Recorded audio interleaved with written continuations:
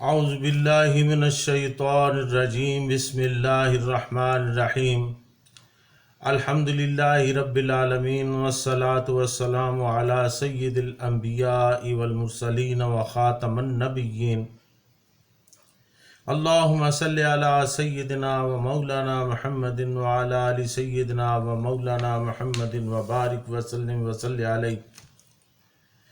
معزز ناظرین، السلام علیکم ورحمۃ اللہ وبرکاتہ۔ جاذب پبلیکیشنز میں خوش آمدید۔ میں محمد سعید جاذب آپ کی خدمت میں حاضر ہوں۔ تعلیم القرآن کا سلسلہ جاری ہے اور میں آپ کی خدمت میں سورہ آل عمران کی تفصیلات و تشریحات لے کر حاضر ہوں۔ آج کی نشست سے انشاءاللہ العزیز سورہ آل عمران کی تفصیلات آپ کی خدمت میں پیش کرتا رہوں گا۔ یہ قرآن مجید کی تیسری صورت ہے۔ پہلی سورت الفاتحہ تھی، دوسری صورت سورہ بقرہ تھی، جس کی مکمل تشریحات و تفصیلات میں نے آپ کی خدمت میں پیش کر دیں۔ اور اب سورہ آل عمران، اس کا نام آل عمران ہے، یعنی عمران کے نام خاندان والے۔ قبل از اسلام تاریخ میں عمران نام کی دو شخصیات گزری ہیں۔ پہلی حضرت موسیٰ علیہ السلام کے والد گرامی عمران بن یاسیر، جو کہ حضرت یعقوب علیہ السلام کے بیٹے یہودا کی اولاد میں سے تھے۔ اور دوسری شخصیت ہے حضرت مریم علیہ السلام کے والد گرامی عمران بن ماسان، جو کہ حضرت سلیمان علیہ السلام کی اولاد میں سے تھے۔ یہ سورہ مبارکہ کون سے آل عمران سے موسوم ہے، اس میں دونوں احتمال ہو سکتے ہیں، لیکن اس سورت کی آیت نمبر 33 میں جہاں آل عمران کا ذکر ہے، وہاں سیاق و سباق سے معلوم ہوتا ہے کہ اس سے حضرت مریم علیہ السلام کے والد گرامی حضرت عمران بن ماسان کی آل سے مراد ہے۔ مشہور تابعین حضرت حسن رحمۃ اللہ علیہ اور حضرت وہب رحمۃ اللہ علیہ سے یہی منقول ہے۔ ناظرین، اس کا تفصیلی شجرہ آئندہ بھی میں پیش کروں گا جب کہ اس آیت کا ذکر ہوگا۔ یہ پوری سورہ مدینہ طیبہ میں نازل ہوئی۔ اس کے 20 رکوع اور 200 آیات ہیں۔ اس کے الفاظ کی تعداد 3542 اور کل 15336 حروف ہیں۔ اس سورہ کی ابتدائی 83 آیات نجران کے عیسائی وفد کے سلسلہ میں نازل ہوئیں۔ یہ وفد 9 ہجری میں آپ صلی اللہ علیہ وسلم کی خدمت میں حاضر ہوا تھا۔ نجران یمن کے شمالی حصہ میں ایک جگہ کا نام ہے۔ موجودہ جغرافیہ کے مطابق اب یہ علاقہ سعودی مملکت میں شامل ہے اور یمنی سرحد پر واقع ہے۔ اس سورہ میں جنگ بدر اور جنگ احد کا بھی ذکر ہے۔ اس لیے بعض مفسرین کرام رحمت اللہ علیہم فرماتے ہیں کہ اس کا زمانہ نزول 4 ہجری تا 9 ہجری ہے۔ بعض آیات 9 ہجری سے پہلے اور بعض آیات اسی سال میں نازل ہوئیں، تاہم اس سورہ کا زیادہ تر حصہ 9 ہجری میں ہی نازل ہوا۔ مولانا مودودی رحمت اللہ علیہ اپنی تفسیر تفہیم القرآن میں فرماتے ہیں کہ اس سورہ میں 4 تقریریں شامل ہیں۔ پہلی تقریر آغاز سورہ سے 4تھے رکوع کی ابتدائی 2 آیات تک ہے، وہ غالباً جنگ بدر کے بعد قریبی زمانہ میں نازل ہوئیں۔ दूसरी तकरीर आयत इन्नल्लाह हस्तफ़ा आदम व नूहन व आला इब्राहीम आला इमरान लल्लालमीन। अल्लाह ताला ने आदम और नूह और आले इब्राहीम और आले इमरान को दुनिया वालों पर तरजीह देकर अपनी रिसालत के काम के लिए मुंतखब किया। यहाँ से शुरू होती है और छठे रुकू के इख्तिताम पर ख़त्म होती है। ये आयात 9 हिजरी में वफ़द नजरान की आमद के मौका पर नाजिल हुई और तीसरी तकरीर 7वें रुकू के आगाज से लेकर 12वें रुकू के इख्तिताम तक चलती है और इसका ज़माना पहली तकरीर से मुत्तसिल ही मालूम होता है और चौथी तकरीर 7वें रुकू से ख़त्म सूरत तक जंग ओहद के बाद नाजिल हुई। नाज़रीन, इन मुख्तलिफ तकरीरों को मिलाकर जो चीज़ एक मुसलसल मजमून बनाती है वो मकसद व मुद्दा और मरकज़ी मजमून की यकसानियत है। सूरत का खिताब खुसूसियत के साथ 2 ग्रोहों की तरफ है, एक अहले किताब यानी यहूद व नसारा और दूसरे वो लोग जो रसूल करीम सल्लल्लाहु अलैहि वसल्लम पर ईमान लाए। पहले ग्रोह को उसी तर्ज पर मजीद तबलीग की गई है जिसका सिलसिला सूरतुल बकरा में शुरू किया गया था। उनकी एतकादी गुमराहियों और अखलाकी खराबियों पर तंबीह करते हुए उन्हें बताया गया कि रसूल करीम सल्लल्लाहु अलैहि वसल्लम और ये कुरान उसी दीन की तरफ बुला रहा है जिसकी दावत शुरू से तमाम अंबिया देते चले आए हैं और जो फितरतुल्लाह के मुताबिक एक ही दीन हक है। इस दीन के सीधे रास्ता से हटकर जो राहें तुमने इख्तियार की हैं वो खुद उन किताबों की रूह से भी सही नहीं हैं जिनको तुम कुतुब आसमानी तस्लीम करते हो। लिहाजा इस सदाकत को कबूल करो जिसके सच्चा होने से तुम खुद भी इनकार नहीं कर सकते।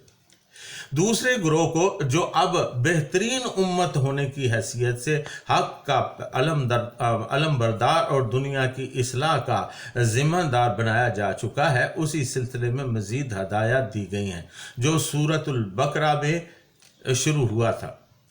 उन्हें पिछली उम्मतों के मजहबी जवाल का इबरतनाक नक्शा दिखाकर मुतनब्बे किया गया है कि इनके नक्शे कदम पर चलने से बचें। उन्हें बताया गया है कि एक मुस्लिम जमात होने की हैसियत से वो किस तरह काम करें और उन अहले किताब और मुनाफिक मुसलमानों के साथ क्या मामला करें जो खुदा के रास्ते में तरह तरह से रुकावटें डाल रहे हैं। इन्हें अपनी उन कमज़ोरियों की इस्लाह पर भी मुतवज्जो किया गया जिनका ज़हूर जंग ओहद के सिलसिला में हुआ था। इस तरह ये सूरा न सिर्फ आप अपने मुख्तलिफ अज्जा में मुसलसल व मरबूत है बल्कि सूरह बकरा के साथ भी इसका करीबी ताल्लुक नज़र आता है कि ये बिल्कुल इसका ततिम्मा मालूम होती है। नाज़रीन, सूरह आले इमरान की सूरतुल बकरा के साथ कई मुनासबतें हैं। सूरतुल बकरा में हज़रत आदम अलैहिस्सलाम की गैर मामूली तख्लीक और उनकी नबूवत और अल्लाह ताला के बंदे होने पर तफसीली कलाम किया गया है, जबकि सूरत आले इमरान में हज़रत ईसा अलैहिस्सलाम की गैर मामूली तख्लीक का तज़किरा है। इसी तरह सूरतुल बकरा के आखिर में काफिरों के खिलाफ मदद की दुआ थी और इस सूरत में यानी सूरह आले इमरान में कुफ़ार के साथ कताल करने का हुक्म है। शायद यही वजह है कि दोनों के फ़ज़ाइल एक साथ वारिद हुए हैं। चुनांचे आप सल्लल्लाहु अलैहि वसल्लम ने फरमाया कि ज़हरावीन सूरतुल बकरा और आले इमरान को कहते हैं। ये दोनों एक साथ पढ़ा करो। ये दोनों क़यामत के रोज़ बादल के टुकड़ों या सफ बस्ता परिंदों के ग्रोहों की शक्ल में अपने पढ़ने वालों पर साया फिगर होंगी। नाज़रीन, سورہ آل عمران کا تاریخی پس منظر کیا ہے، آئیے اس پر تھوڑی سی بات کرتے ہیں۔ سورۃ البقرہ میں اس دین حق پر ایمان لانے والوں کو جن آزمائشوں اور مصائب و مشکلات سے قبل از وقت متنبع کر دیا گیا تھا، وہ پوری شدت کے ساتھ پیش آ چکی تھیں۔ جنگ بدر میں اگرچہ اہل ایمان کو فتح حاصل ہوئی تھی، لیکن یہ جنگ گویا بھیڑوں میں کے چھتے میں پتھر مارنے کے ہم مانی تھی۔ اس اولین مسلح مقابلے نے عرب کی ان سب طاقتوں کو چونکا دیا تھا جو اس نئی تحریک سے عداوت رکھتی تھیں۔ ہر طرف طوفان کے آثار نمایاں ہو رہے تھے۔ مسلمانوں پر ایک دائمی خوف اور بے اطمینانی کی حالت طاری تھی، اور ایسا محسوس ہوتا تھا کہ مدینے کی چھوٹی سی بستی جس نے گرد و پیش کی ساری دنیا سے لڑائی مول لے لی ہے، صفحہ ہستی سے مٹا دی جائے گی۔ ان حالات کا مدینے کے معاشی حالات پر بھی برا اثر پڑ رہا تھا۔ اول تو ایک چھوٹے سے قصبہ میں جس کی آبادی چند سو گھروں سے زیادہ نہ تھی، یکا یک مہاجرین کی ایک بڑی تعداد کے آ جانے ہی سے معاشی توازن بگڑ چکا تھا۔ اس پر مزید مصیبت اس حالت جنگ کی وجہ سے نازل ہو گئی۔ ناظرین، ہجرت کے بعد نبی کریم صلی اللہ علیہ وسلم نے اطراف مدینہ کے یہودی قبائل کے ساتھ جو معاہدے کیے تھے، ان لوگوں نے ان معاہدات کا ذرہ برابر پاس نہ کیا۔ جنگ بدر کے موقع پر ان اہل کتاب کی ہمدردیاں توحید و نبوت اور کتاب و آخرت کے ماننے والے مسلمانوں کی بجائے بت پوجنے والے مشرکین کے ساتھ تھیں۔ بدر کے بعد یہ لوگ کھلم کھلا قریش اور دوسرے قبائل عرب کو مسلمانوں کے خلاف جوش دلا کر بدلہ لینے پر اکسانے لگے۔ خصوصاً بنی نذیر کے سردار کعب بن اشرف نے اس سلسلے میں اپنی مخالفانہ کوششوں کو اندھی عداوت بلکہ کمینہ پن کی حد تک پہنچا دیا تھا۔ اہل مدینہ کے ساتھ ان یہودیوں کے ہمسائیگی اور دوستی کے جو تعلقات صدیوں سے چلے آ رہے تھے، ان کا پاس و لحاظ بھی انہوں نے اٹھا دیا تھا۔ آخرکار جب ان کی شرارتیں اور عہد شکنیاں حد برداشت سے گزر گئیں تو نبی اکرم صلی اللہ علیہ وسلم نے بدر کے چند مہینے بعد بنی قینقاع پر، جو ان یہودی قبیلوں میں سب سے زیادہ شریر لوگ تھے، حملہ کر دیا اور انہیں اطراف مدینہ سے نکال باہر کیا۔ لیکن اس سے دوسرے یہودی قبائل کی آتش عناد اور زیادہ بھڑک اٹھی۔